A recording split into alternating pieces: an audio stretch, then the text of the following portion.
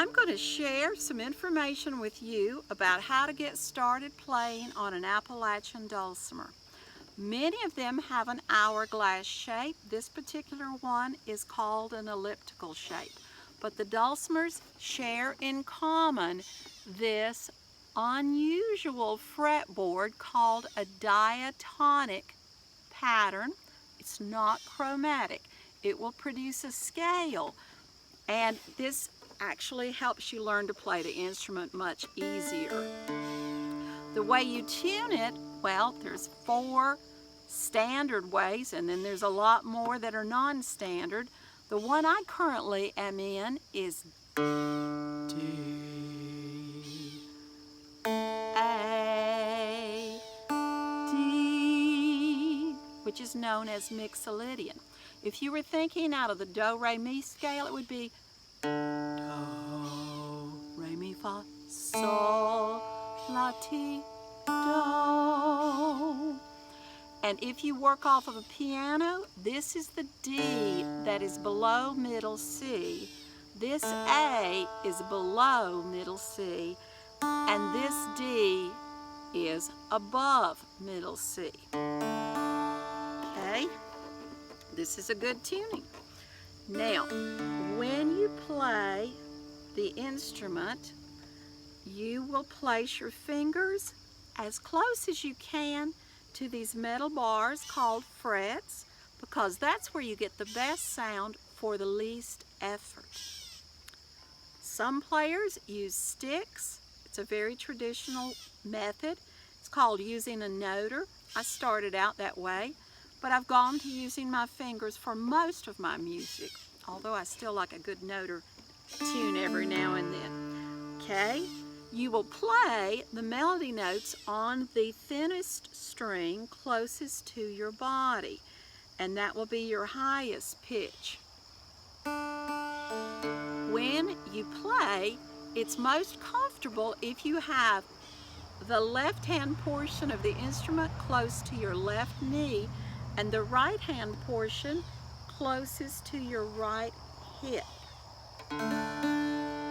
Now, holding a pick. Picks are great. Some people play with their fingers, some play with their picks, some do both. Currently, I'm going to show you how to use a pick, although if it bothers you, you could just strum across with your thumb till you get used to what you're doing over here.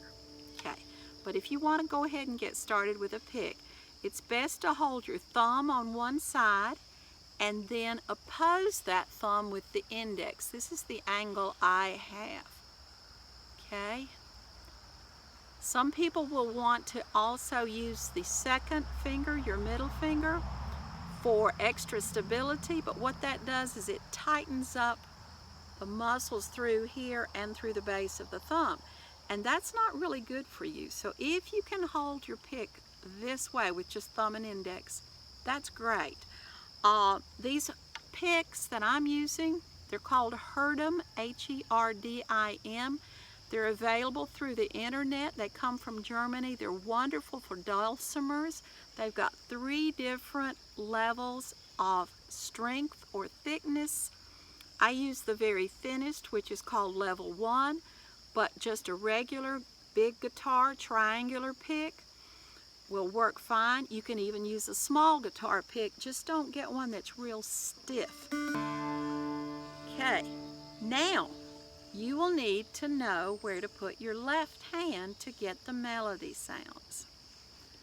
You will want to know that if you play the string with no fingers down, it's called 0. If you put your finger to the left of the fret in that first wide space, it's called 1.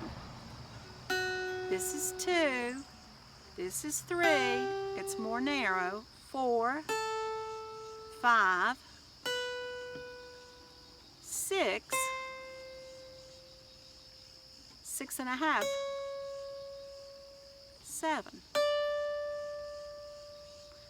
And there are more up in here, 8, 9, 10, but we don't need them right now. So let's get used to what we've got. Okay, starting frets 0 up, we're going to find the major scale. Here it comes, 0. Do, 1. Re, 2. Mi, 3. Fa, 4. Sol, 5. La, 6.5. Di, 7. Do. So you've already got do, a deer, a female deer. Well, not really, that would take some practice. But it's all in the instrument ready to come out with some work. Now, to play a simple song, that's the best thing to try first. So let's do Mary Had a Little Lamb. I suspect that's already in your ear. Go to fret 2. Put your left hand down. I use my index, or if you're not comfortable, you can use 2 fingers, index and middle, or if you're a child, that works well. Fret 2, press, and then you get to strum across. Let's just do the melody string so you can hear that real clearly. That's 2. Let's go down to 1. Lift off for 0. Press down for 1. Slide to your right for 2. Here comes 1. 2. Now skip up to 4. You did notice we're repeating certain notes. 2, 1, 0. 1, 2, 2, 2. Another 2. Go down to 1. Repeat it. 2, 1, 0. Okay. Now, let's strum across the instrument. And by the way, the best way to strum is kind of like an arc. Instead of pushing from your shoulder back and forth as though you were sawing, that's hard on a shoulder. So if you just swing, let it swing, and then the elbow just kind of flows with the wrist. It's pretty comfortable, and that's also why you pull the instrument back toward your right hip and out towards your left knee. That makes it easier for the left hand. Does not get stressed out so much if you'll do that placement. So here comes Mary Had a Little Lamb with the extra strings known as drone strings. Here we start on fret 2.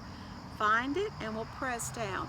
2, 1, lift off for 0. 0, 1, 2, 2, 2. Go to 1 now. 1, 1, 1. Up to 2. 2. You got to skip to 4. 4, 4. Start with 2. 2, 1, 0, 1, 2, 2, 2, 2, 1, 1, 2, 1, 0. Okay. Now I do apologize for the road noise because I'm afraid it has come in a bit, but to get good light outdoors, this is my best spot. So there's a little Mary Had a Little Lamb. Another fun beginning song is hot cross buns, hot cross buns, 1 a penny, 2 a penny, hot cross buns. And that allows me to talk about strumming directions. I am an out strummer, which means my primary strum starts near my body and goes out. That's because I was a guitar player first. A lot of dulcimer players are in strummers. A lot are out, maybe 50-50. If you want to be a multi-instrumentalist, maybe the out strum is better. But the in strummers do beautifully too. So what we're going to do is we're going to be careful about our strumming directions. First, I want you to practice this with me. Let's go out 4 times. 1, 2, ready, on the beat. Out, out, out, out. That wasn't hard. Now, we're going to double up. We're going to go out, in, out, in, out, in, out, in, and it will be twice as fast as the outs. 1 and 2 and ready and go and out, in, out, in, out, in, out, in. Now, let's do a little bit of 4 outs followed by 8 of those doubled up directions. Okay, 1, 2, 3, 4. Out, out, out. Got to switch. Out, in, out, in, out, in. Switch back. Out. Now switch. Do it again. Switch again. One more time. Out, 3, 4. Out, in, out, in, out, in, out, in, and we stop. That's a good thing to practice. It gets you used to the strumming. Strumming is just wonderful on the dulcimer. Such good rhythms. Okay, so if we do a little bit of hot cross buns, it would start at fret 2 and it would go 2, 1, lift off for 0. We're going to repeat that.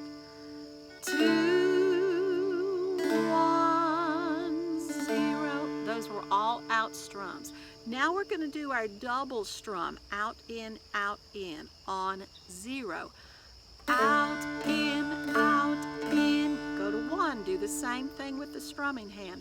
Out, in, now go to 2. We'll do 2, 1, 0. Out, 2. 1 is out, 0. Okay, that's a simple children's song. Let's try it one more time. Start on fret 2. We're all doing out strums. Or you could just reverse everything and it would become in, in, in, in, in, in, in, out, in, out, in, out, in, out, in, in, in. If you really just love in strumming, you can do it that way too. So let's go with the outs because that's what I'm comfortable with and that's what I teach best. Okay, start with fret 2. We're going to do out. 2, 1, 0. Repeat that. 2, 1, 0.